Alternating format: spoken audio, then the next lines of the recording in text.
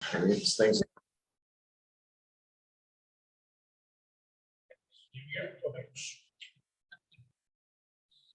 All right.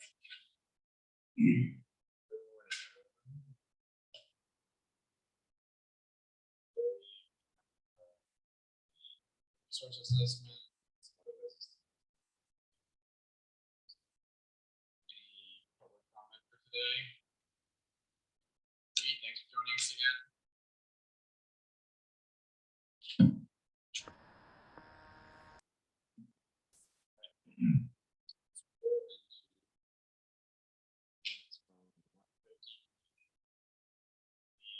Comments, edits, complaints or compliments on the minutes? Always compliments. Yes. I did wonder, is there an action item on the property?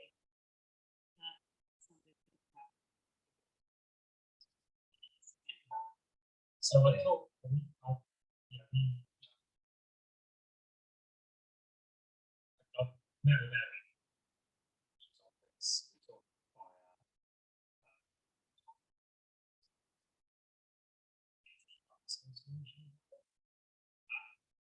So that shot the thing. So I want to start things for Tim Jerry. Self coverage, and I think RJ association would like to see it. There's some great advice. Voluntarily suggest.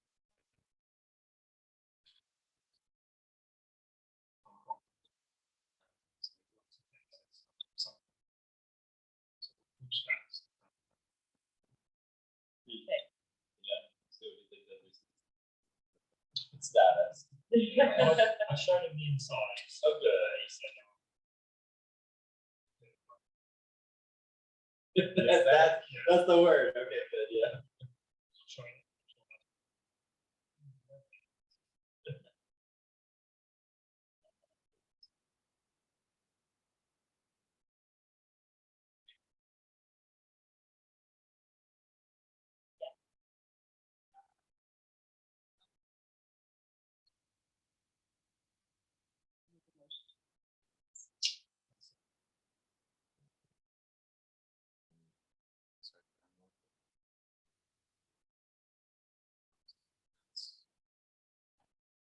All right. So submitted, please say aye. Aye.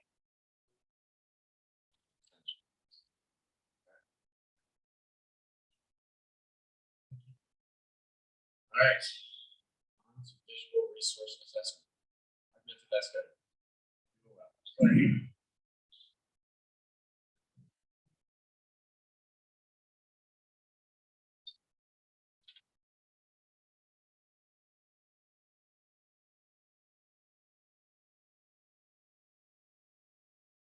So just not loads of lines. Like this.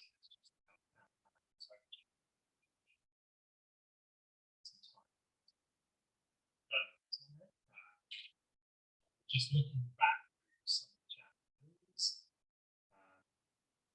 this is one of the things that should be which is visual assessment. So the town plan, like as it currently stands, scenic features. So it's not identified wooded slopes and ridge line scenic viewpoint. Something to support the Williston. So this is the visual assessment map. So the red dots are represents.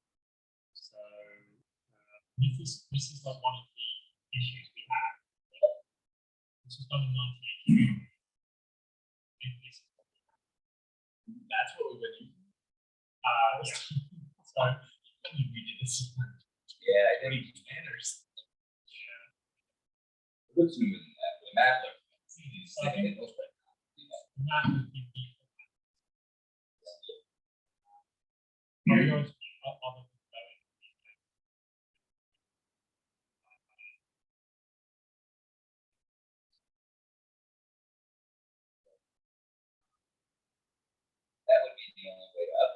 So all we did is start visiting all these places, and see if they're still usually. And that kind of stuff changed. Change. Trees, like that. Should. Yeah, I mean, definitely. Yeah, that's not really a super bad. Or area. Yeah, I know. The hurricane. Northeast.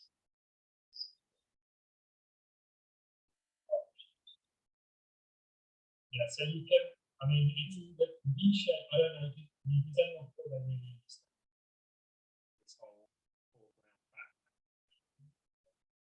I mean, I like it. yeah, I have it a song. so the foreground is like, describe the foreground is like,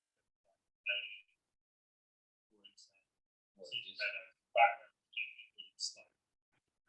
They can accommodate different backgrounds. So it's focal points, which is something that should be, drawing the eye, which should be safe. So those can be natural features as well as features. We have, so we have this 48 viewpoints, which are those angles, and 26 focal points. All the viewpoints are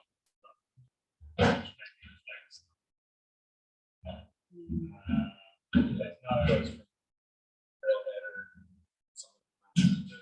yeah, so yeah, there's none like so for example, I think the only parts we have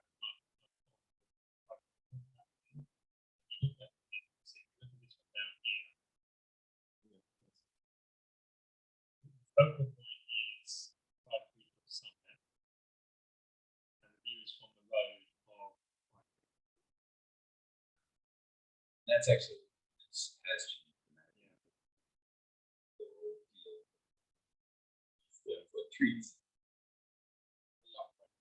Well, no, that along that road.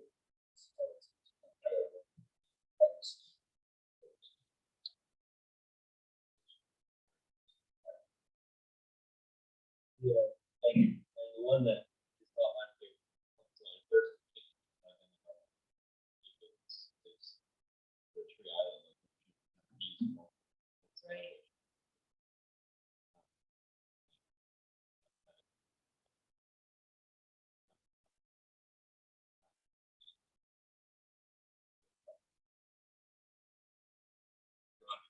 So there's, I think many locations are not.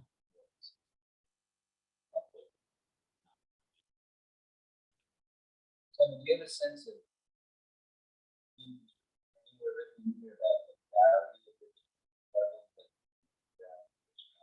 No, I don't think they're saying that one is not that. Well, I think they are saying in the foreground standing in a viewpoint. That's like what you immediately see. They're generally uncomfortable. They're the most vulnerable.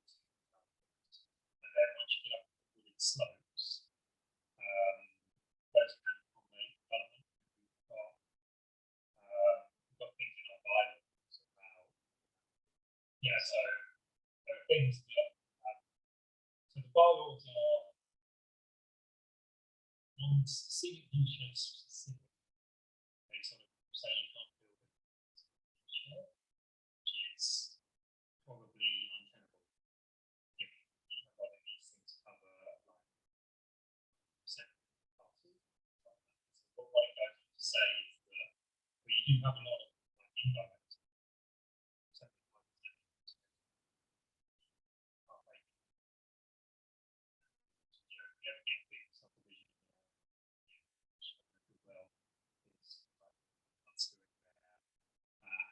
specific requirements where you're building into a slope, you're making sure it's screened, you've got to make sure it doesn't break the sky, right down to things like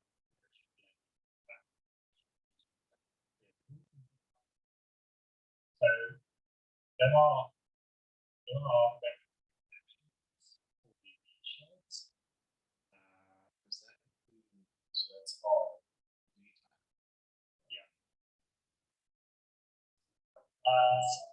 So that would be like chapter, which is one of these chapters. One thing I knew wasn't.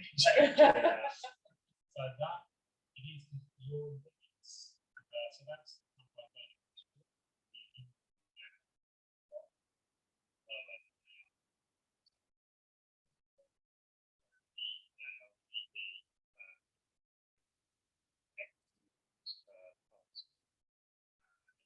Still have, and this is down the direction. Slight more, but generally it's not a big issue. It's residential. Yeah.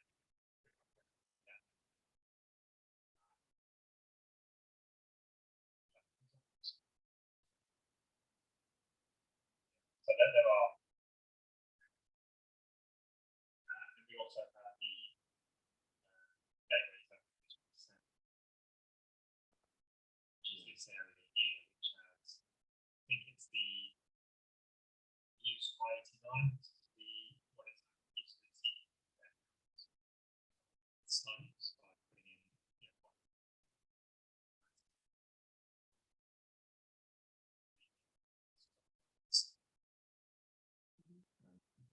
Yeah, all along. I mean, you're right, though, saying that so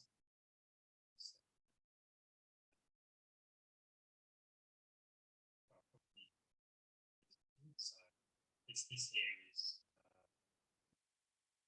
obviously that I think one of our views is that to make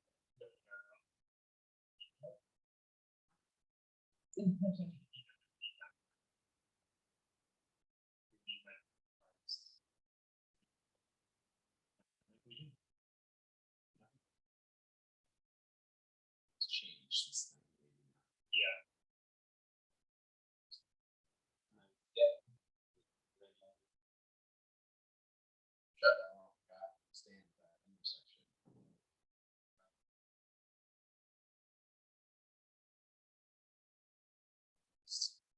From there, that's too much. Go around. Yeah. Farther. See, not now, people break. Yeah. Can see now. But maybe that's good, for some people that's good use.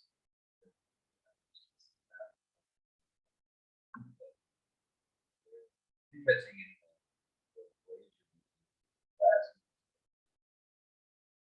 Discussion about how valuable escapes are, and we kind of said, here they are, but they're probably the least concerned about that last. So that's why I asked about value. Because, you know, I guess our group is kind of so we spend a lot of credence to that stuff, but it doesn't sound like.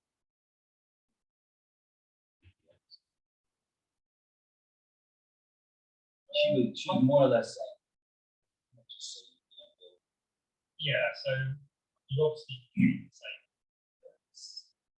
you don't need you all- can in wetlands. You know, the other thing. Yeah, I think, you know, wetland is state based. You've already done like a lot of work. And defining those criteria, but that's like quite a big example.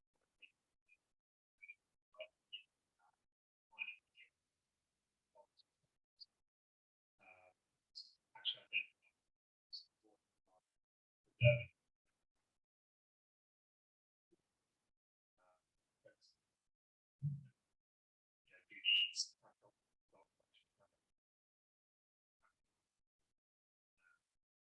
I think, yeah, I mean, probably correct saying that, but that's not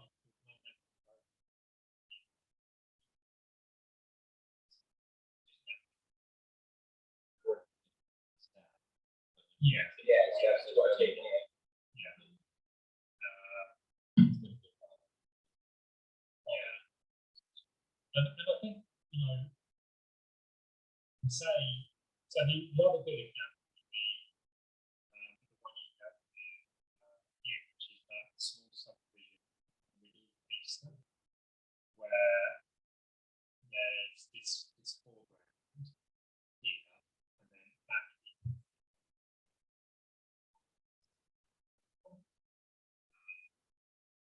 We looked at it, we discussed it, and made concern about the habitat.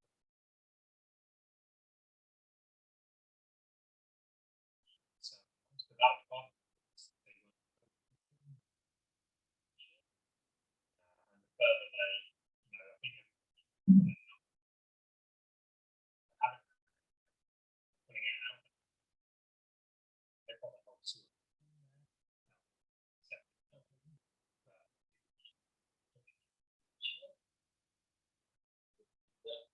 Visible from. So it's pretty nice if you drive on. Yeah. I think you're right. It is. I think it's something we've got to get which is strange. I think if you ask the average person, source, you think about a lot.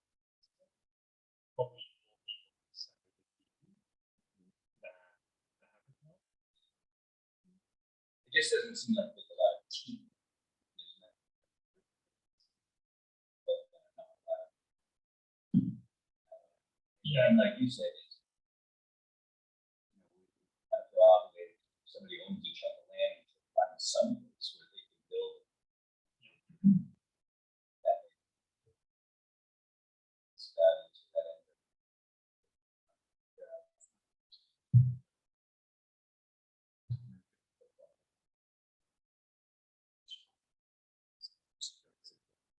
Did I see a note from?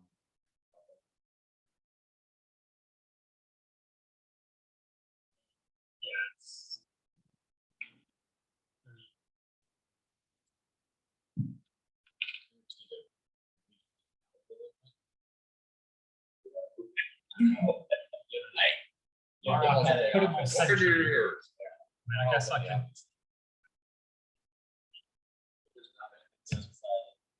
So now people are. I don't know if that's any better than making it 6 inches standing upside down. I can. David, can you hear us? Okay. Hi, everyone. I'm here. I could barely hear you. Sorry, I was having technical issues and I'm giving testimony in the legislature via Zoom today, so I really had to make sure this is working. Okay, well, Good luck. so you're saying it's also hard to hear us? No, I can hear you now. Okay, And we just need to talk louder. Yes. projection. Yeah, it sounds crystal clear right now. Thanks, guys. Project So- to the owl. In terms of the view sheds in general, But I do feel like it's still relevant. And the question in Yeah. my mind is, what do we do about it? Like, Yeah. do you lean into it and revisit these things and make sure that it's the map and the viewpoints that we're using to make determinations are really valuable? And then we advocate for them hard, or do we lean away from it and say, let's focus on the indirect factors that Simon was talking about, like limited clearing and stuff like that, and see if there's other indirect things that we feel like if they're in place and they're working, we don't need to specifically try to enforce view shed protection. Yeah, and I think just Just before I go right. on, just talking about what Gary was saying about the importance of them. So this is the town plan, which deals with scenic view sheds, and it talks about, scenic properties that have no formal protection from incompatible uses include the field southwest of the intersection with Mountain View and Old Stage Road. So I think that is reference to the Glazer. Yeah, sounds like it, yeah. So like I would guess, like what I'd say about the importance of whether this is important or not. At the planning commission meeting back in December, they were deciding whether or not to go forward with the Glazer specific plan, and it was 3-3 on the planning commission, so it wasn't going to happen. And then Megan had a look at the town plan, saw this line from it as something that's important to the town, and changed her vote. So now we're dealing with the specific plan, and the concern was, if we don't take what's on offer here, which is the 15 acres in a view shed protecting it, what is, like, someone is going to develop this at some point under our current subdivision regulations. So that's not a regulatory protection, but that is something that arguably had as big an impact as road management on. Yeah, I think in the Glacier project is definitely, the viewscape is a huge part of it. And I think, that, I'm not sure it was because of this map, it was because everybody just, every time you drive by there, you get this amazing view. So it's like, please conserve that. Yeah. So the town plan does say that we should be updating this visual resource assessment. I wonder if it is there, I don't know, I'm just trying to think of some more efficient way of doing that. I mean, could drones help, or I just throw that out, Well, I was wondering about, would there be a way to crowdsource it somehow? I mean, from what I see in your say we need pictures from all these locations looking these directions. Can, ask the community to go out and take photos and submit them.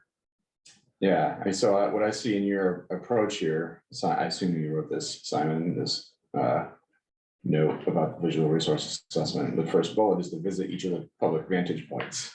Yeah. So is the idea that, like, you would drive around town Well, with a camera? I mean, so just for context, I was actually looking back, and the Williston 2006 plan, which was written in 2004, basically says exactly the same thing as our current plan about updating this visual resource assessment.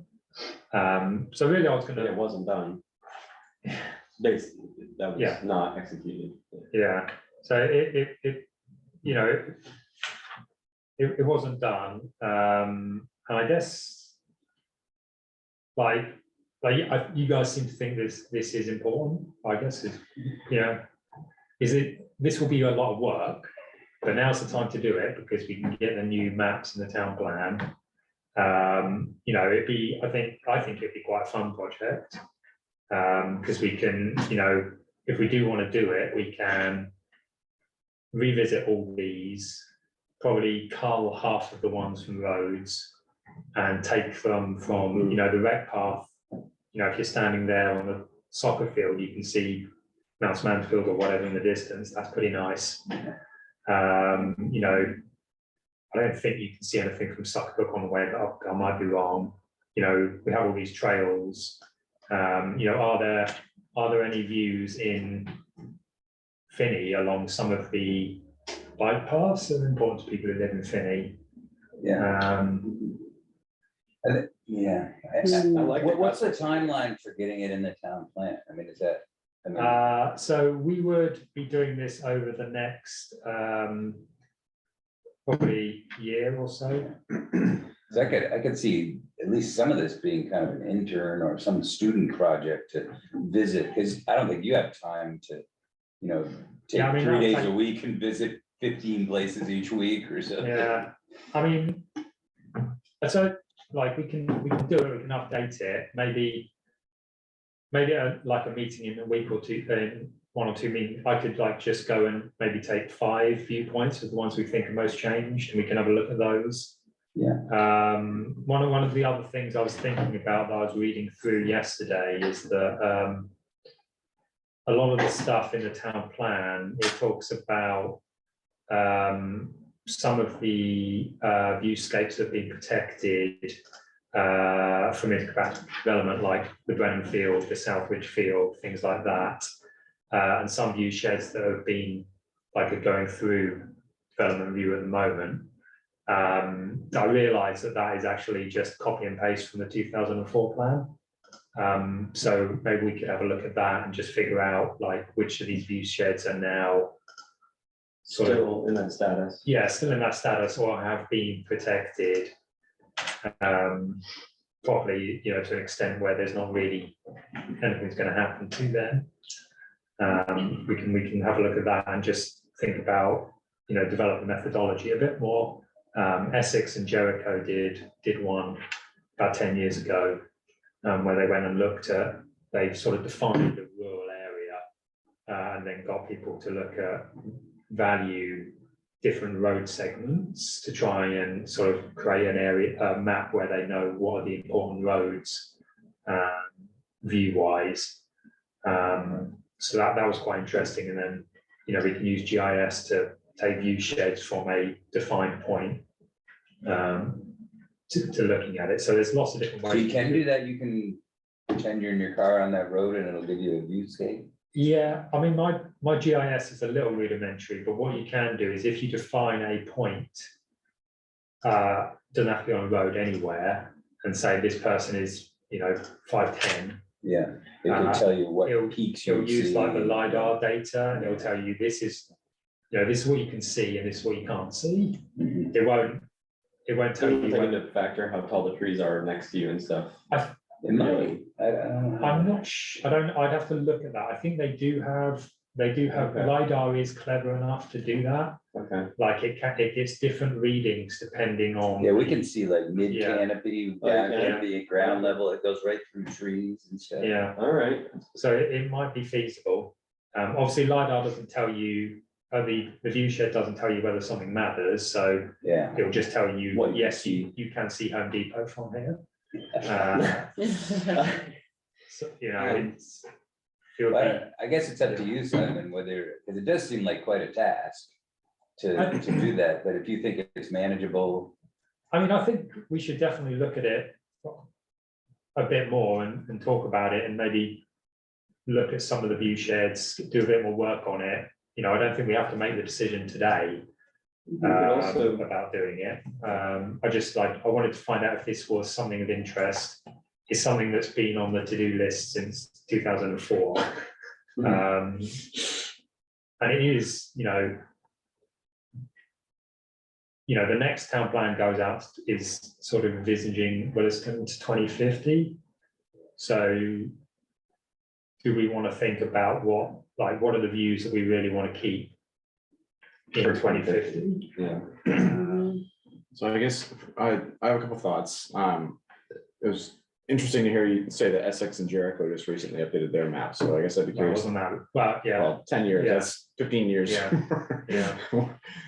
So I guess I'd be curious to hear how they're using their Yeah. maps, and have they figured out a way to enforce their view Yeah. sheds at all as development comes up? And then from a town planning perspective, I guess for me, it would be interesting to see how the view sheds have changed over the past 35 years, and you know what view sheds have disappeared. Maybe some view sheds have opened up somehow. Yeah. And then, you know, if we have that information, then that could help inform planning and town community goals, and Yeah. then we'd at least have some information to decide whether or not there is something that should be enforced. It's a lot of work to get to that decision point, but Yeah, and I think a lot of that work would be just generally helpful to undertake and understand a bit more about the background for the town plan. You know, at the very least, we should be updating the text that talks about what's protected and what's not. We just can't just rehash that again for 20 years ago. So we have to do that at some point. Well, I have to do that at some point. Yeah. and this does seem like a great candidate for one of those UVM student projects that we've. I was thinking that because this is, you know, it's sort of low stakes in that I don't think there's too many ways that this can go wrong. And it's also like, hopefully it's like quite appealing because it's going out and driving around and Yeah, taking looking for pictures. fun and places to stuff look like at. that. Hiking to the top of Five Tree Hill or whatever, yeah. Yeah. It's specific, Yeah. it's feasible for somebody to do independently. Not a lot of oversight required, Yeah. all those things that are good for a student project. Mhm. We could also, I mean, we all live in different parts of the town. We can, there are certainly viewscapes like from Oak Hill Road that every time I go down the road toward home, I'm like, oh, you know, That's the one, yeah. the farm here is so beautiful. I like looking at it every time I go down the road, right? So, and that's there. So we all have places we can mark and we all bike and drive around the town.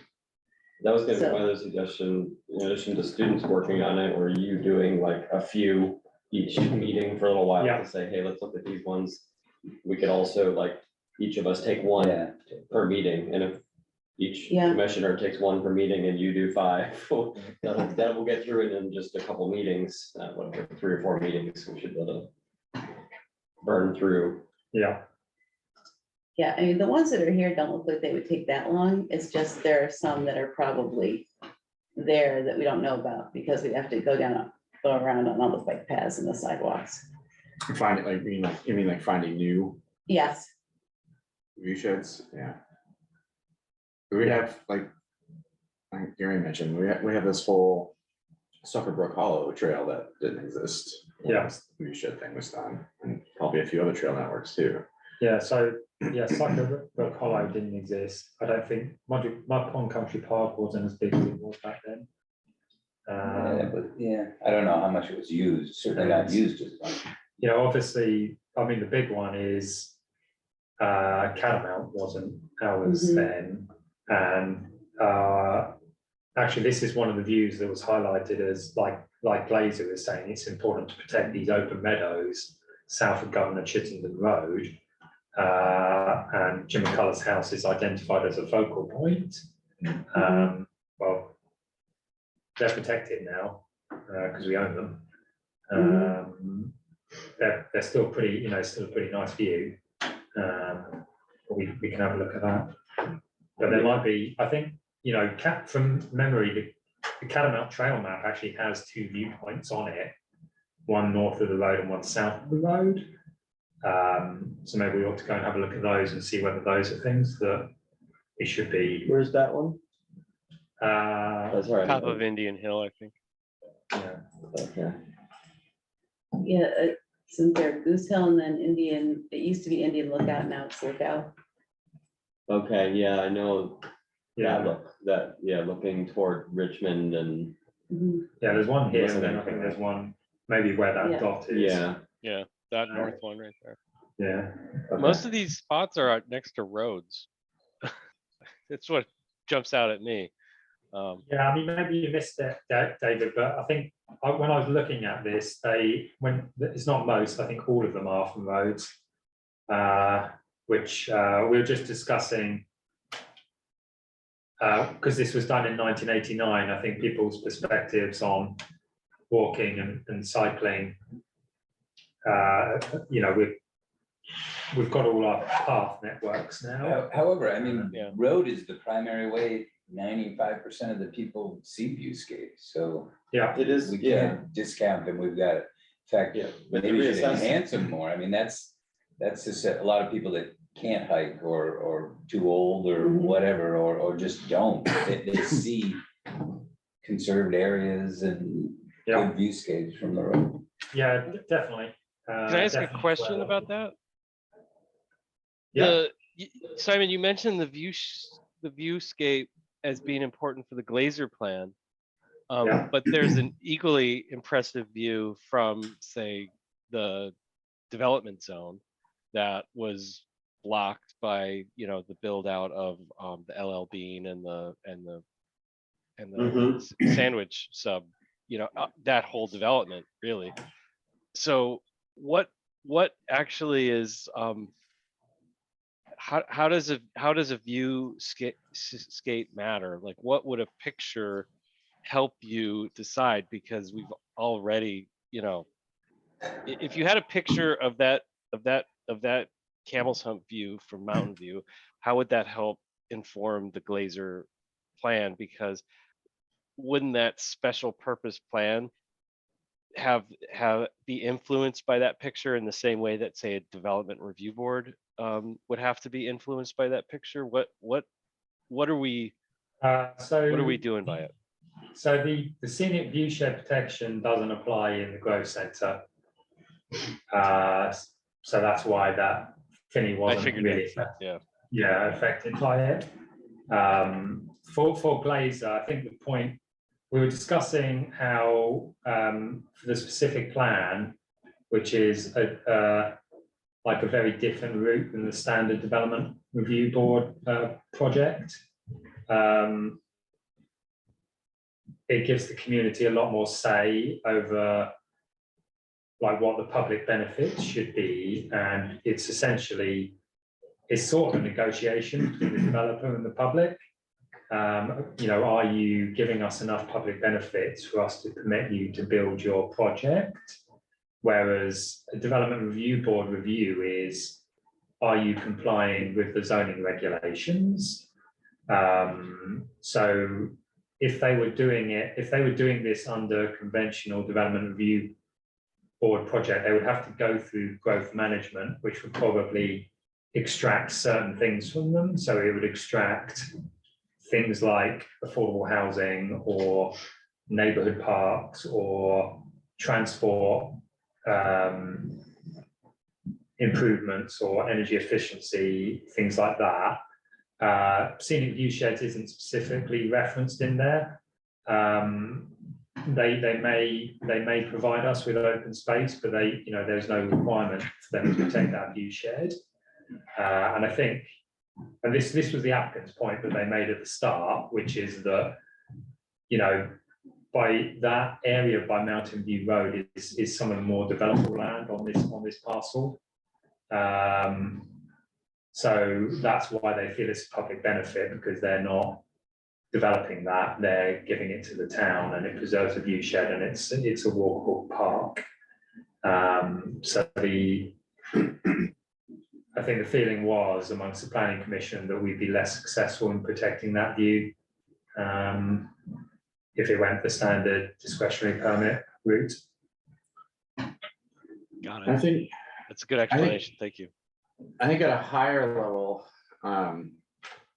having this layer updated and keeping it as part of not just our review process, but I assume it's part of the process that the DRB also considers when they're approving, DRB or planning commission, Yeah.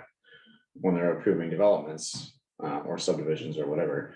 And I guess for me, just having that in there, it forces us and other town committees to acknowledge that with this decision to subdivide a property and put up a bunch of houses or whatever, we acknowledge that this view shed that was important to the community is going to be lost.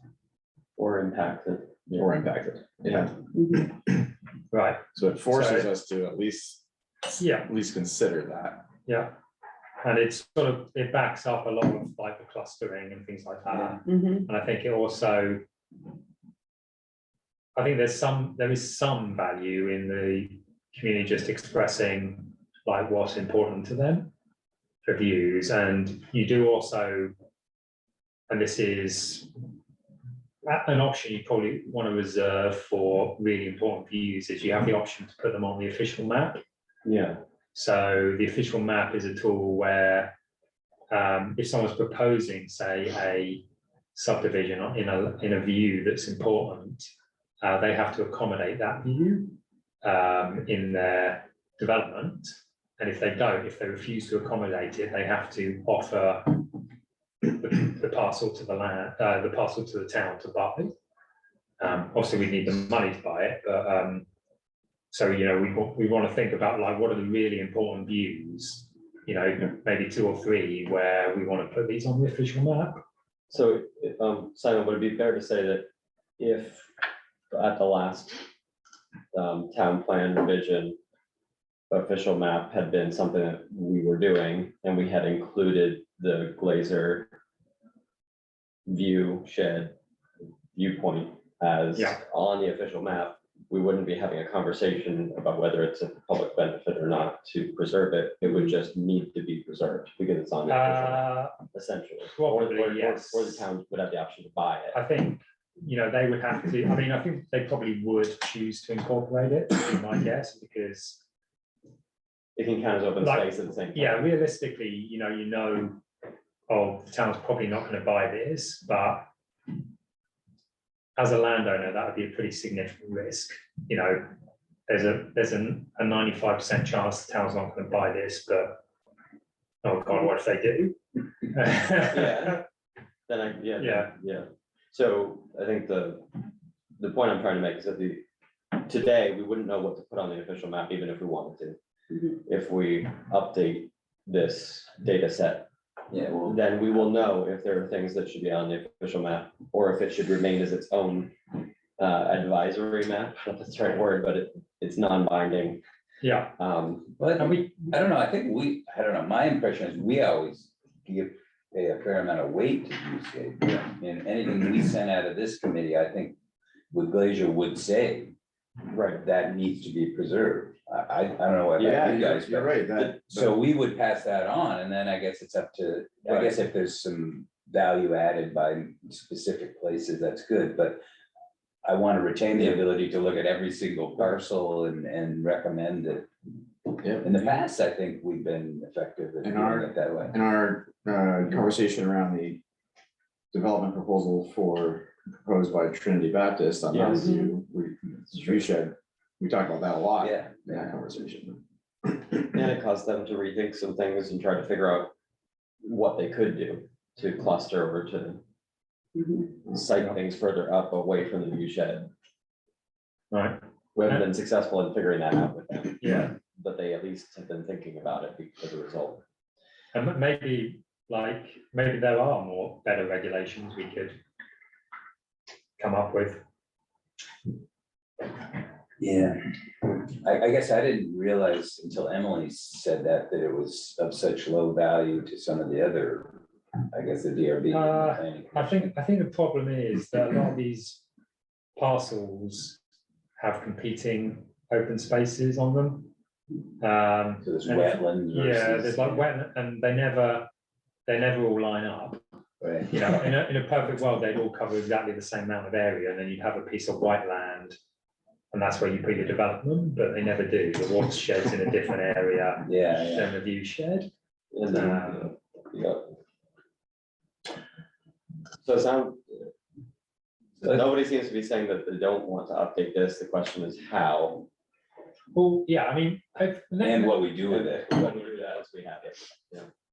so maybe I can like have a look around and take some pictures, and we can figure out whether some of these views are like how much they've changed. If anyone else wants to take some pictures of ones near where they live, that'd be great. Maybe we could discuss it in the next meeting and start thinking about what we want to change. I can also start having a look at that local plan stuff and figure out like which view sheds are sort of divided up.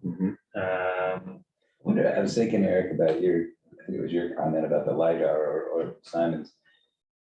I was thinking, can we use that in reverse? Can we point out, here's the things we think are worth looking at, like Campbell's Home, Mount Mansfield, the lake, and then have LiDAR tell us where can you see those from in the town? So that, see what I mean about a Reverse. back way of doing it? But that way we could identify areas, this could be potentially a great area Go to look. see these areas. So maybe if they aren't identified yet, we could, I don't know, think just you can throwing that do, out. You can do line of sight from GIS, which is where you take a particular point, Yeah, and it shows you what is in your line of sight from it. I bet you can do the backwards. I bet you yeah. could say, these are the areas we value and highlight them. And then figure out where you can see them from. And I don't know, I can ask the guys in the GIS lab if they can do it that way. Well, I'll email the Regional Planning Commission and see, because they've got a GIS specialist. Yeah, cool. They can, You were thinking about it. We might find some things that Yeah. we didn't know were there. yeah, Is there a list of what these red dots are? no, Cool. Helpful. I regularly drive from Old Stage Road over to 2A on Mountain View, so I'm happy to take the 5 arrows on that Mountain View section. Mhm. I can do that before the next meeting, just take photos as I'm passing. Yeah. And I can take Oak Hill Road. That gives me How- some help. So to Reed's question, how difficult would it be to assign numbers or something to those dots and arrows? I don't think it'd be difficult at all. We can number them. I also don't, I've asked Sarah, the town clerk, whether she's got the original photo sheet that goes with all these views. Oh, there wasn't. Because there's reference in the 1990 town plan that if you want to go and see these views, there the town clerk has a photo sheet Perfect. showing them. She's never seen it. That'd be cool, even a before and after Yeah. type pictures in the Oh, same yeah. area. So Yes. maybe it's buried in the vault or something. She might turn it up. Yeah, I mean, Oak Hill, that's like at least 3 or 4 there. Mhm. Yeah, I mean, I can do a couple, it looks like there's 3, 4 options along Sunset Hill Road area there. Yeah, I mean, Yeah. if anyone just, don't kill yourself doing it. So the arrows are looking, the base of the arrows is where you're standing, is I that? think is so, that what yeah. the- Yeah, okay. Yeah. Yeah. That'll get us a start. We can see what those ones look like next time Yeah. and go from there. Mhm. Simon, is there any way that these could be used to prioritize, say, development of bike paths, development of community resources, because I appreciate the offers to take pictures of Mountain View Road, but as a cyclist on Mountain View Road, it's dangerous. Yeah. Mhm. But it's a really good point, which is that if we're going to all of this effort to protect potentially, don't want to put my thumb on the scale there, but to protect that view shed, right now it's really only accessible to Mountain View, and if you're driving it, right?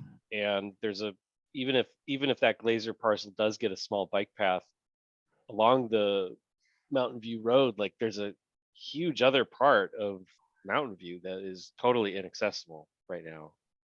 Could this be used as a prioritization of town resources? Because I've gotten really poor answers from the select board on, how quickly they can make that road safe, or how quickly they can build a bike path there, or anywhere else in the town. Honestly, it seems like it's completely out of the public's hands, which feels frustrating. It would be great if this could be used as like a form of like prioritizing.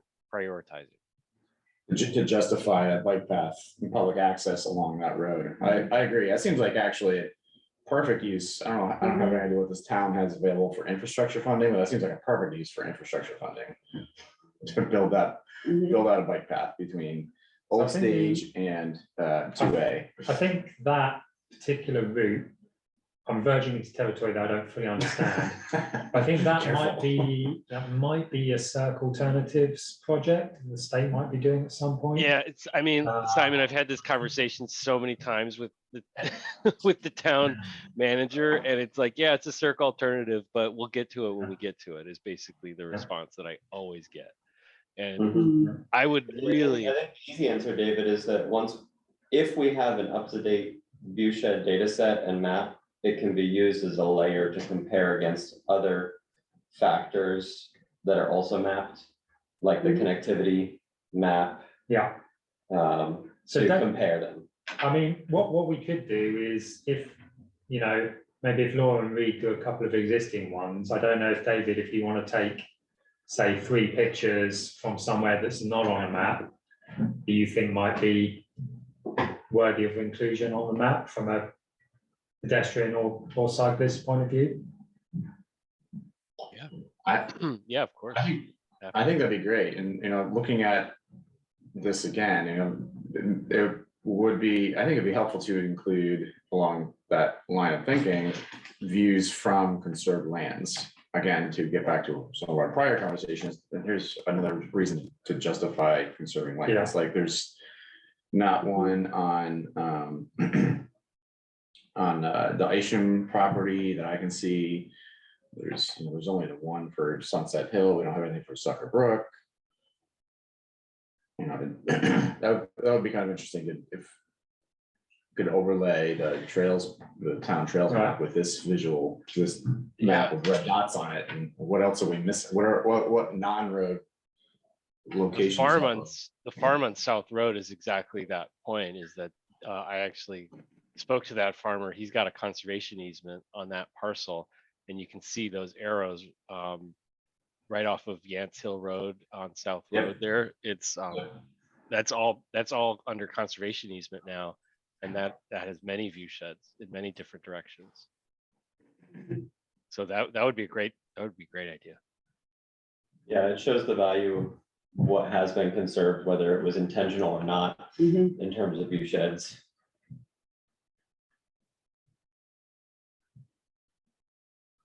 Cool. All right, do we have a plan to move forward? Yeah, I think we'll talk about it next, in 2 weeks' time, and just marshal everyone's thoughts a bit more. Okay. And go forward. Hopefully I'll be out on my bike by then. Yeah, and this is a great time of year to look because the foliage isn't out. Right. So some of the stuff that would be tough to see in 3 months is not so bad right now. All right, so that brings us to staff update. Okay. So it's a bit of a long list, this. Yeah, lots of updates. So let me just.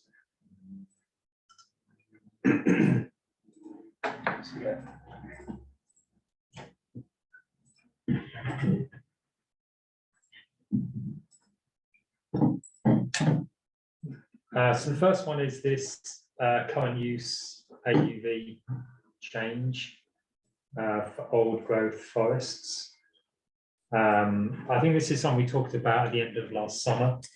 And it's about the state adding a reserve forest land category to the alternative use appraisal system to accelerate like the growth or development and protection of old growth forests. So last time we left it, I think they were the Forest Department was supposed to report back to the House and Senate about the standards to administer this to meet the what requirements there were in terms of significant and sensitive conditions to comply. They've since done that. They actually did it. They met their deadline, and they produced this report, which went to the 2 committees of the House and Senate. It's pretty difficult to find this stuff. Like the only reason I was able to find it is because I emailed the head forester and said, "Have you done anything about this yet?" You know, even if you Google this, it comes up with 1 hit. It's not like this is not easy to find. So basically, what it says is, I think, similar to what we talked about previously, which is. You know, if you've got, I think it's, you know, parcels less than 100 acres, you have to have 50% need to be significant or sensitive. And if you've got more than 100 acres, 30% need to be significant or sensitive. And I think the sensitive criteria are things like wetlands, streams, old forests, natural communities. You've got very steep slopes at 35%. And then what they call Site 4 lands, which I guess you know, Gary, I figured this out yesterday, are actually soils that don't support productive forests.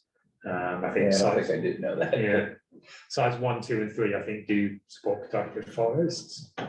And the idea is that you either put your entire parcel or like a portion of your active forest into this, and that accelerates old growth. It's not a do nothing situation. You still have to go in there and, you know, treat invasives, or if, you know, just standard forestry management stuff. If you've got, you know, 90% white pine of the same age, you have to do something about things like that, and come up with a management plan approved by the forestry department. Which makes sense, because you have to do management plan Yeah, approvals for current yeah, use today. yeah, yeah. So they've done like a lot of consultation amongst landowners, foresters, various conservation partnerships, and the guys in charge of the money, the current user advisory board, and so on, to develop these standards. And I think they're intending to do more specific outreach once they've boiled this down into a more manageable document about what people can do to get landowners interested in participating. So Is this live now? I think you can enroll from July 1st. Okay, So that's when they'll accept people enrolling in it. So I would assume they're going to be doing their outreach fairly quickly to landowners. About this, to figure out how much interest there is and get people involved. my first thought is I'm interested to see what they do for public outreach. And if it doesn't seem like it's going to reach Williston residents very well, to request that somebody come for a public event in Williston to answer questions about Yeah, eligibility, about how the program works, and yeah. Do we have much sort of active forest land? I That's don't gonna know. be my question. Yeah, I I'm don't sure we doubt- can find out how many Yeah. people we have in current use, and that's, should be active forest management. Well, and if we look at- Required to be. if we look at those. I bet there's like 100 in the town, more than you think. If you look at Jens's new mapping for us of the forest blocks, we could also consider looking at those tier 1 forest blocks, Mhm. and reaching out proactively to the owners of those. A lot of them are under private ownership, and say, hey, these are. Encourage them to go into. Yeah, current we're use, encouraging yeah. you to consider the new current use program, because the town has identified your forests as being ecologically highly valuable. And if there's anything that we can do to help you get the information you need to consider it, Yeah. let us know. We're not requiring them to do it, we're just making sure they're aware of it and encouraging them. It doesn't protect it from development, but it does reduce the likelihood Yeah, of development, and it improves. Yeah, the I mean, quality there are meantime. penalties for developing. Yeah. Before. Right. right. And it leads to better quality forests during their ownership, and better quality forests if the town either. Right. And I think if you're Later. if you have a mindset that you're going to put a large portion of your land into the development of an old growth forest, you're probably of a mindset where developing that land is pretty far down your priority list. Yeah, Because otherwise, why would you just put it into? yeah, that's why they put a high penalty on it Yeah. too, so people don't pull out. It's a of real it. commitment, yeah. Yeah, Yeah. yeah. But like, and presumably, presumably if you're actively logging and managing your forest land, you're getting some sort of income. Yeah. From that forest, which you wouldn't get with an old growth. I think the forest. main incentive is to save Yeah. on taxes. Yeah, And I guess to get some money out of your forest Yeah. land, but. Yeah, I don't know how many people think about it as a conservation method. but in the current, I guess, I in the mean, current, maybe some do, I'm not sure. yeah, I don't know. I think about my family, so my family owns property in Westford, and I don't know financially whether they would have been able to, if they didn't have it in current use. With the tax benefit, it might have been prohibitive to keep it all these years, it might have gotten sold to somebody who's gonna develop it, so indirectly, I think it does make a difference for some owners on whether they may want to preserve it. And they may not be able to because of the tax burden. Yeah, so, yeah, Yeah. I guess it serves both purposes, save money and manage it. Okay. I'll try and keep an eye on what's happening with that then. I'd be interested in attending a section if, when they do start their public Yeah. outreach, if they have an information session or if they have presentations or something. Right. Okay. Good snack. Yeah. Green up day. So we are doing, so with the No May stuff. We're going to get some signs with Reed and Deb. And we're also going to have it, give them out a Green Up Day. We've developed this webpage. Yeah, can you share that on the screen? I didn't know it was live yet. I saw you editing it yesterday while I was in editing it. Yeah. So basically, I made all your changes and then saw you were making some more because I thought, oh, I just hadn't made it all the way through the. right, I document thought, yet. oh, Reed's not very interested in Raise the Blade because he hadn't made any changes Yeah. to it. And then there I was, Yeah. typing away on my phone. This is excellent. There is one thing at the bottom links way at the end, Yeah. right there. They all come up except for the one for Brian Collier. Anyway, Let's see. okay, I can change that. Yeah, okay. And And isn't Brian Collier the one who did the art piece that Mhm. yeah, at Tree Island? Okay. so that's And there's one. Oh, is he the Yeah. root thing? Yeah, the root, exactly. Yeah, the invasive root. There's a celebration on April 19th for that. So I think this, I don't know if we had any comments. I think This will be linked as a QR code on that's the what we're signs that gonna do. we're handing out. So if somebody puts a sign on their lawn saying I'm participating in No May, a passerby who sees a messy lawn will be able to scan the QR code and it will pull up this page. So the idea is the sign doesn't have to have a ton of writing on it. It can just say what it is and scan here to learn more. That's great. Yeah, that is. Because I know especially in like Southridge, there's a few families who try to do it. And there's a lot of pressure from neighbors who are like, Right. hey, either they're concerned about ticks, which we addressed in the text, or they're concerned about aesthetics or whatever, or they just don't understand why somebody's not mowing, so. It's gonna be interesting. I'm gonna try to do, but I haven't mentioned it to my wife yet. Well, I know we'll have you to can tell at her to least go make scan some it. paths that we walk the dog on and stuff, but that's easy to do. Yeah, right, I tried it last year, but it was decided that we needed to mow the lawn. It was. Well, so this year, like we've got a load of like local pollinator seeds, and I'll just dump a load of those out in some spare areas of our yard. yeah, and there's. Well, that's even better, is reducing the amount of lawn. Yeah. That's the yeah. thing. Yeah. That's what I tell my wife. I try to inch it in every year, you know. a few Less to feet. mow, less time. Yeah. and What is the that's- answer to ticks? So one of the things that we put in is, you can consider mowing a buffer around the edge of your property if you feel like that's gonna help prevent them, but yeah, there used to be almost no tick activity in May in Vermont. Now, unfortunately, there is, so I think it's a risk thing. I mean, if you go for walks in the woods, I feel like you're much more likely to get a tick than not mowing your lawn for a month, but Yeah. I Right. guess it depends on what you do on your lawn. Or leaving. Are you out there leaves running for around sure. barefoot and Yeah. in grass up to your knees? or your kids rolling There's gonna around. be ticks in that for sure. Right, and it's like you were saying for the meeting, Laura, the proximity of large deer populations, probably also. And I mice. assume it fixed. Mice and deer, yeah. It's a good question, David. I think that is one of the things that people get most concerned about in terms of the length of their lawn, feeling like if it turns into a field, it's going to invite ticks.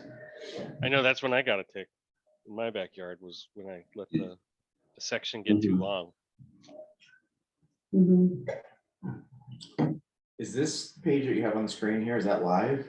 Yeah, Yeah, it's under natural resources and it's at the bottom of the list of pages. We wanted to have something that wasn't external so that we could control it. It was a good idea, Simon.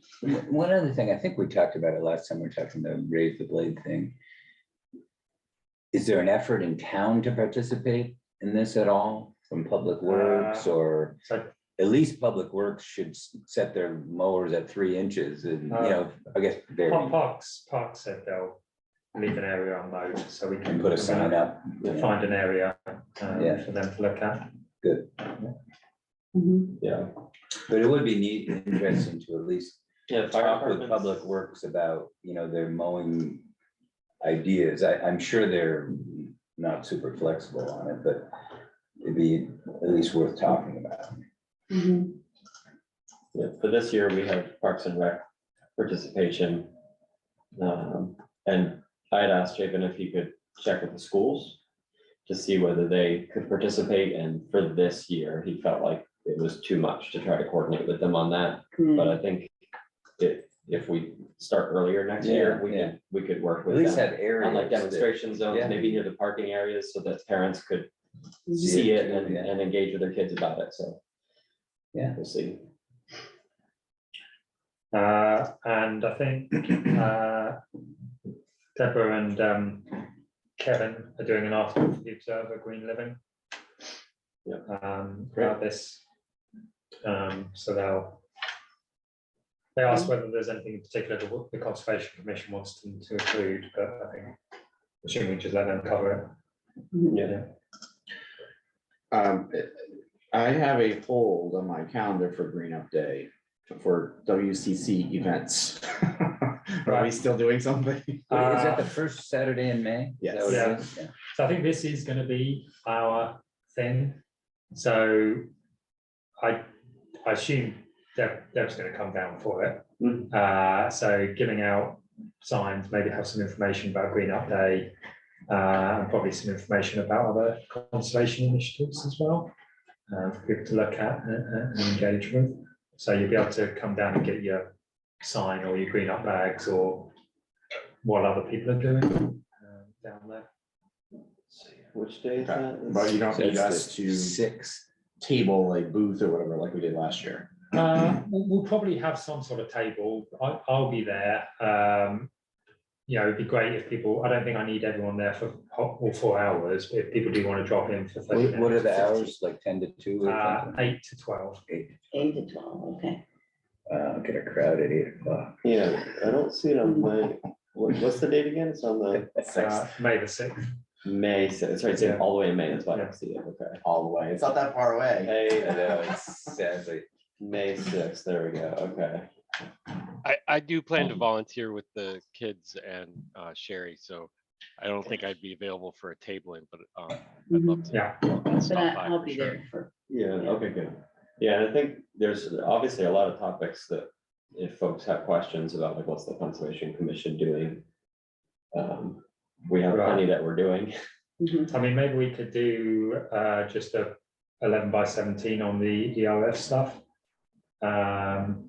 Just at least have that there and it's a talking point if people want Yeah, a Talk map about of, Well, ERF, a map of primitive paths, you know, things like that. the link on the website for, to, you're not going to tell me it's broken, are you? no, current conservation initiatives. All right, okay. Let's see, no, it's not the one I'm looking for. There it is. Yeah, that's the one that has the story map Yeah. about different initiatives and that information is quite fresh and very good. I think if there could be a QR code on that, Yeah. on that says, you know, here's some things that we're working on and follow this link and read it later to learn more. That explains a lot of it. Okay. All right, well, I guess if it looks like you need us to sign up for time slots or whatever, as things develop or progress, let us know, and we can figure that out. Yeah. But have that morning blocked off, so I can come over. Okay. Let's see. So we had the Champlain Valley Conservation Partnership meeting, I guess it's 2 weeks ago now. It's become a bit of an information sharing forum, which is quite helpful for understanding what's going on elsewhere. I think I might mention this last time, but the biggest news was that St. George have got a conservation commission now. That's great. Well, they've got approval to form one. They've got no one on it yet. So Abel Russ is going to take that forward. Shelburne undertook a forest block assessment with Habitat Connectors with Arrowwood, which I think is probably similar to the work you did with Jens.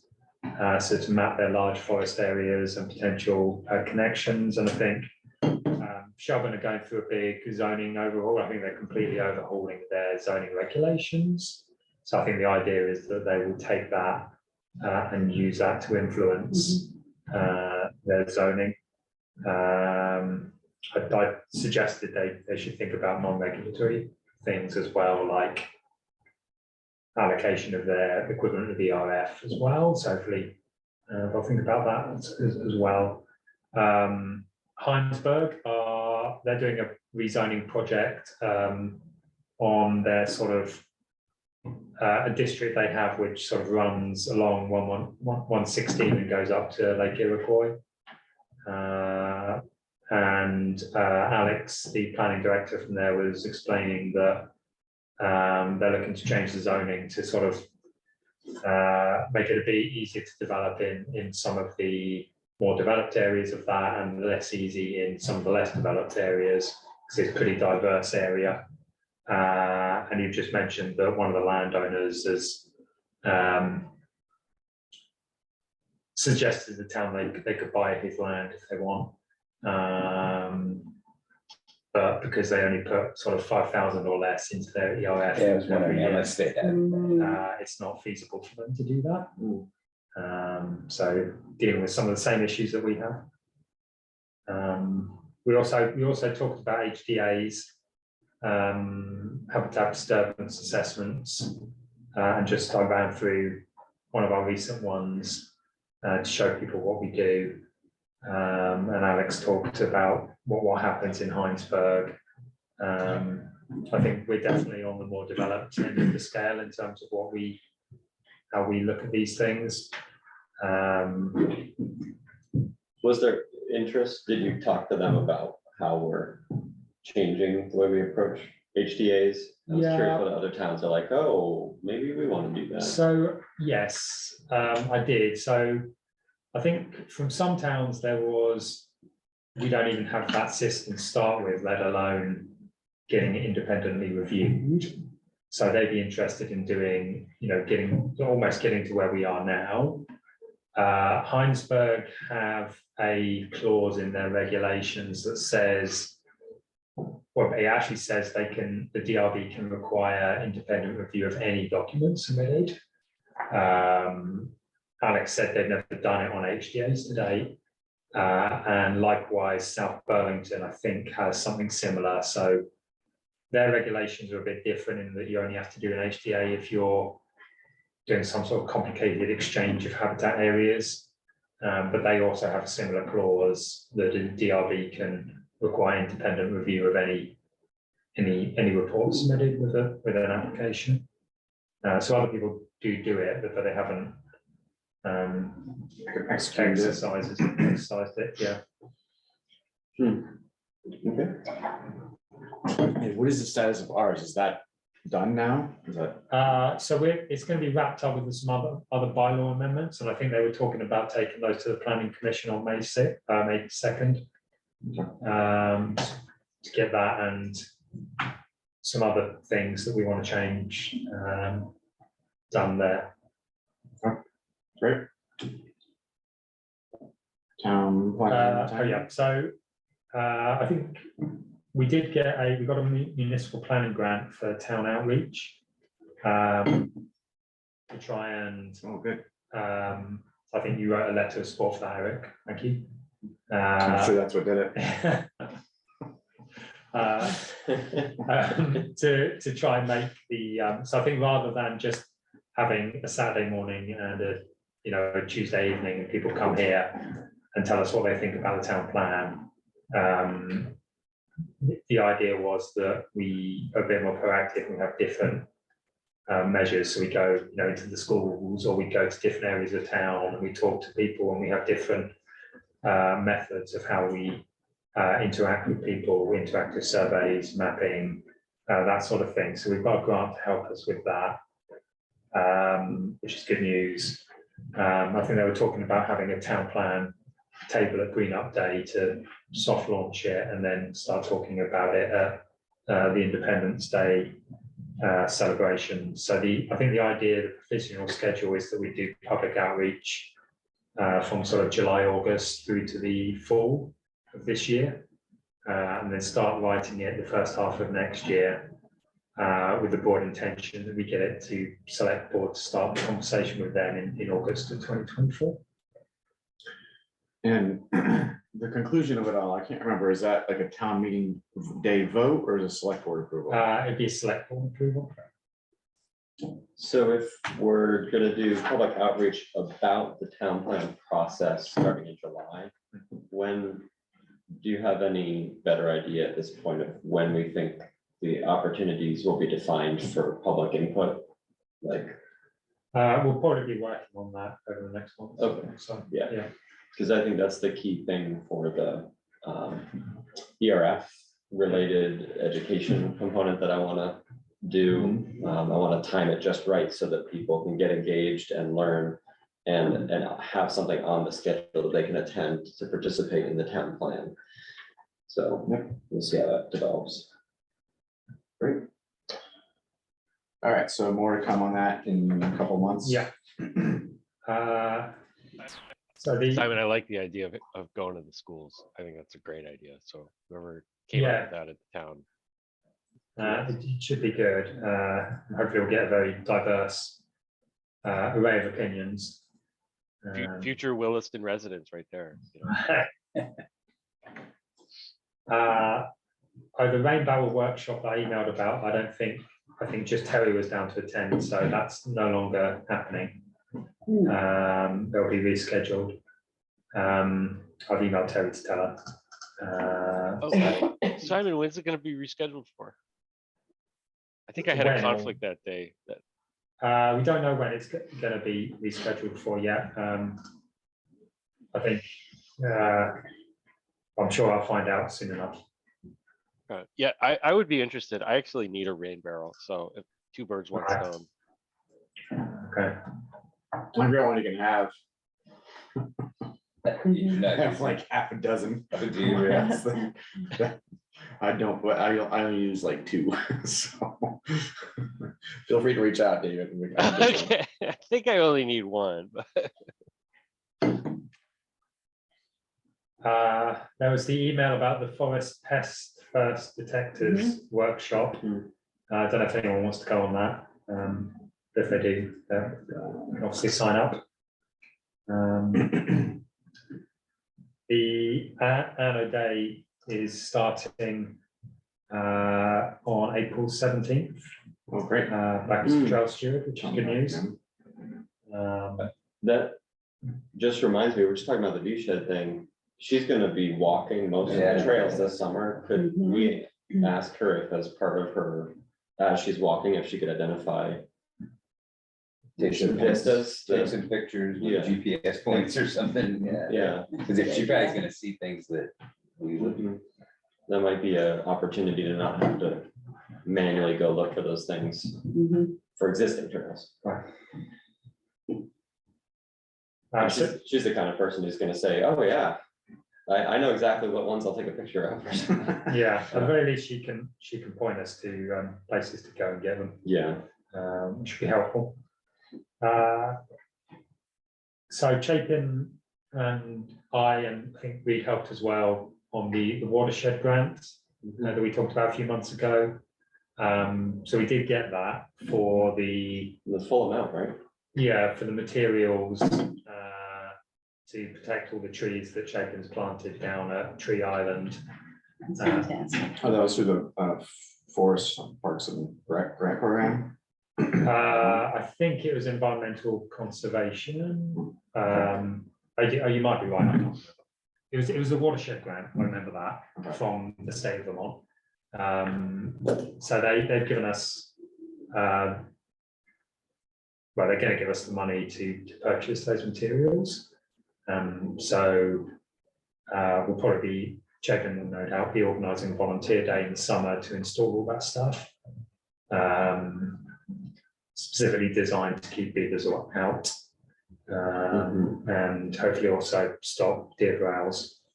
I think one of the things that we said we'd do to secure the grant is we've got to do a little bit of publicity about it. So we might, do some website posts and maybe see if the Observer are interested in doing an article for it, about the planting that's going on down there. We're gonna be planting some American chestnut in there. I met with Jake the other day, so that'd be a good time to get pictures of people planting trees and stuff. Oh, that's a great idea. Yeah. And then the impact of the grant should be protection of 48 trees, even though the materials purchased are for 24, because the ones that are currently protected with insufficiently protected. So those protections can be moved to smaller trees where they will do the job, and better quality protection will go on the ones that are closer to the beaver activity. So in the end, there should be about 48 trees that get protected as a result. Is there any effort to trap those beavers out of there, or is that, I'm just throwing that out? If they're a big problem with, that.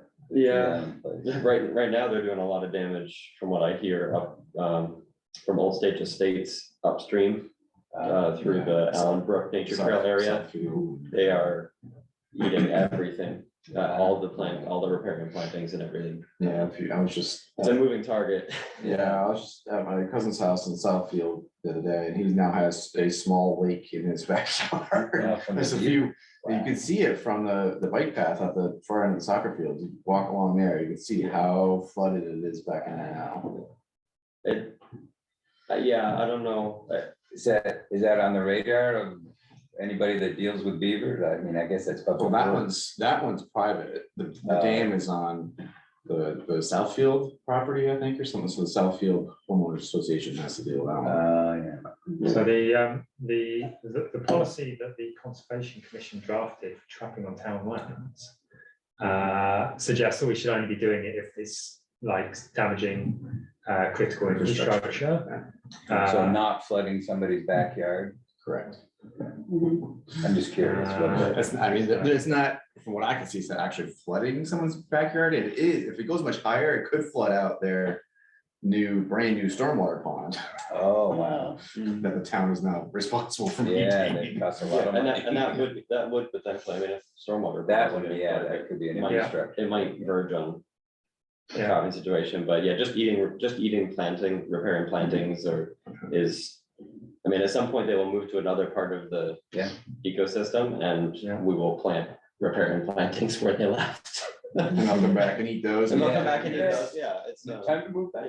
yeah, I mean, some of the plantings can survive it, so even if they get eaten, they will Yeah, they just- resprout and right. their root stress systems will be there, so. Right, it's a conservation success story, the fact that we're now talking about. Active beavers, Yeah. yeah. So that was good news. Yeah, I think that was it, just for future items to discuss. We can talk about the view shed, what everyone thinks about that again next time. I was also thinking that at some point, I don't know whether Gary, you want to just revisit Glazer and just we can update on that and get everyone's views. Yeah, I actually have a question for the group if we have, Right. if we have time now. It's a relatively short one. So there's been a lot of discussion about, these patches of land that'll be given to the town from Yeah. Glacier and the discussion from actually Jack Craig Glacier said, we're excited to give it to the town because we know it'll be super protected forever. And I know our group philosophy has been, that's not the forever group, because you could have new select board, that change their mind about what to use the land for. So we've been, as a group, I think, promoting like a Vermont Land Trust, a third party group that would do the stewardship and remain conserved into perpetuity. But are we still thinking that? I just want to voice that to the group. We meet tomorrow night, so. Because I know that nobody has balked at all. I wasn't at that meeting that they talked about that, but I want to bring it up because I viewed the video of it and stuff, so. I guess the stronger the vehicle they can find to protect, conserve those lands, the better. Right. If land trusts or any of the other land trusts aren't interested in it, then town's a good backup, I guess. Yeah, I mean, I don't know if the land trust would be, I mean, it's kind of two separate swaths, one 15 acres and one 42 or so. Right. But they're valuable pieces because there's a wetland in one of them and a viewscape and then wooded areas and fields that are class 3 wetlands. If it's too small for interest from a land trust, are there any other vehicles that we can use that we can think of to protect them from development? We need to look into that. I mean, not specific to this parcel, because, but there was the idea of Williston having its own land trust, like Richmond does. Because they are more like a Williston land trust would be, they're not just gonna say, well, unless it's 100 acres, I'm not interested, because Yeah, it's yeah. not worth my time. But it's a lot of work too, though, Yeah. because part of it is stewardship. I mean, you gotta be going in there and making sure. Remember, we ran into that problem with the Yep. dump over on South Road. Farm, Yeah, South Road Farm, yep. yeah. So I guess at the least, I should point it out as an alternative, a different way of thinking than just giving it to the town and expecting it to last forever. So, yes, I guess from my perspective, that would, if they can somehow open a conversation with one of the land trusts and bring on board, that would be the ideal. Yeah, In lieu of that, if it was turned over to the town, there was still, it became town-owned land, there would be still a pretty big process for the town to go through to then sell it to a developer. And then the developer has to. go through all the stuff, or they could so, use it to put a school on. I mean, there's Yeah. things like that. But that's still. Yeah, still there'll be a process. Process. Yeah. Yeah. I mean, you could also, I mean, there are some conserved areas that are in homeowners associations, they're written in legally to be required protection, like, I know, where I am, we have 50 acres that's common land that can't be developed. Right, and that's what I was thinking too, if it was to be, those two parcels were to be deeded to the town, maybe there could be some language in it, those deeds that says the town shall maintain this in perpetuity as developed land, undeveloped land or The whatever. tricky part of it is the area that's used by Winsouth Farms, because they, people are saying, hopefully it maintains the farm, but you can't guarantee that, so whatever. Somebody has to be responsible for that land once the farm doesn't exist anymore. If I remember from the maps, as the chunk in the southwest which is closest to the glacier. Yeah, that's kind of wooded in that area, I think. And it's also, I thought some of it, or a significant amount of it, was within the watershed protection buffer. So that area has state level protection. And For what, for Allenbrook watershed? I don't know what. And do you guys want to talk about this at Sure. a meeting? in the Yeah, I future? mean, the next one would be good because there's a meeting tomorrow night. There's now a revised map, it looked like. Right, yeah. A revised plan map, it's not final, but it's. Yeah. The Yeah, current now state. there's two separate neighborhoods, but in I mean, order to join them, Maybe tomorrow you could say, like, we'll talk about it at the April 19th meeting, right, and get some feedback on what we think might, okay, because I don't think this is the only thing we're probably gonna want to talk about. That Yeah. way, yeah, I can Alright, kind so of give a agenda. little spiel of Yeah. where it's at. Yeah. Next meeting, and View shed protection of open space, there'll be a Yeah. few different factors that it would be good to get an update on. How it's Yeah. progressing. okay. The other things I was just thinking is, sometime in May, do we want to do another site visit meeting? Something we talked about last time, but we didn't do was, well, last year, was picking a trail with the trail maintenance report. Maybe we could go down to Mud Pond or something and walk the trail with the trail assessment that was done. Perfect, right when all those ticks are out. Yeah, quite. Well, yeah, we can pick somewhere and go and have a bring look. sprays for you, dump you in it. Yeah. Sounds good. Yeah, Yeah. It's not that. Sure. If you have, yeah, if you have a couple locations, we can talk about it at our next meeting. Well, I just thought maybe we should get some feedback on Yeah. that report. I think it's quite a detailed report. I don't know if it's just a lot to get your head around. Might be useful.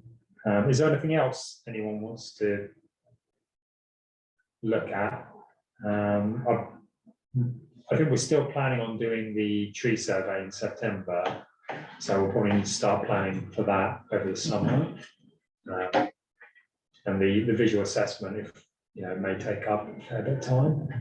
I was just wondering if there's anything else people want to look at. You know, is there any interest in maybe taking a look at one of the chapters of the town plan and talking about that? You know, what was good and what was bad about it, or what we'd like to revisit. Sure, if we have time, a chunk of time on an agenda, I think certainly not too early to start looking at those Yeah. types of things. The land use chapter 3. Yeah, I mean, I think there's some, so I guess, Recreation and Parks is 9. yeah, and then 13, I think. Yeah, 13 is natural and cultural resources. So Okay. there's kind of 3 that seem like they're pretty related to our work. There's also watershed health. Would it be possible to have this discussion at the next meeting with an overview of everything that's in the town plan? As a commission, that might just be Maybe- good to get a briefing on it. Maybe to just qualify that a little bit, everything that's in the town plan that applies to the Conservation Commission. Yeah. Well, yes, and familiarity with the overall plan, because somewhat as ambassadors over the next few years, as this plan gets developed, being able to talk to our neighbors and community members about it as well. You know, a full briefing on what the town plan is and the full purpose and scope of it would be helpful, but also in the context of what can the Conservation Commission actually influence. David, if you are curious to explore it, if you go to the town website and then Department Services, Planning and Zoning, the town plan is, there's like a table of contents there that explains what the different sections of the town plan include. It's a lot to read. I read some sections, but you can go down and you can open all the different maps and you can open the different sections. Well, and I guess that's what I'm kind of referring to, is that I have found my way and navigated to that at one point in the recent past and was kind of overwhelmed by it.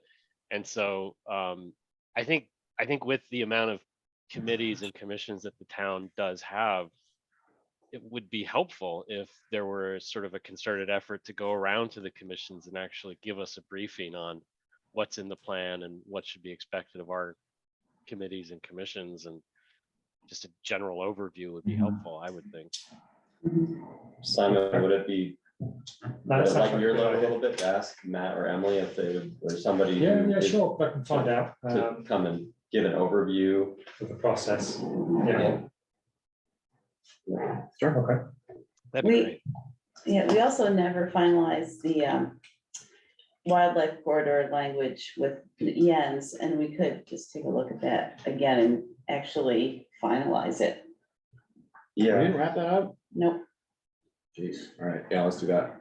Close that loop. Okay. And then maybe we could do a bit of consultation on it later in the year, because I think that was something that it was left that we wanted to do that with the public and landowners. Mhm. Yeah, anything that we have that are loose ends, as you look at things, Simon, if you Yeah. see anything that seems like a loose end that would be valuable to have finalized Yeah. in time for the town plan writing in the spring, we should have it, Mhm. because we can't just do things immediately. We need time to get it on an agenda and review it and discuss it, so. Yeah, okay. All right, Right. that gives me enough to work with for the next Yep. few agendas. Yep, that's good. All right. Thanks, everyone. I got to get my testimony ready. Yeah, good luck with that, David. Yeah. Yes, thank you. Bye, Thanks. guys. See ya. All right. Awesome. Thank you, Simon.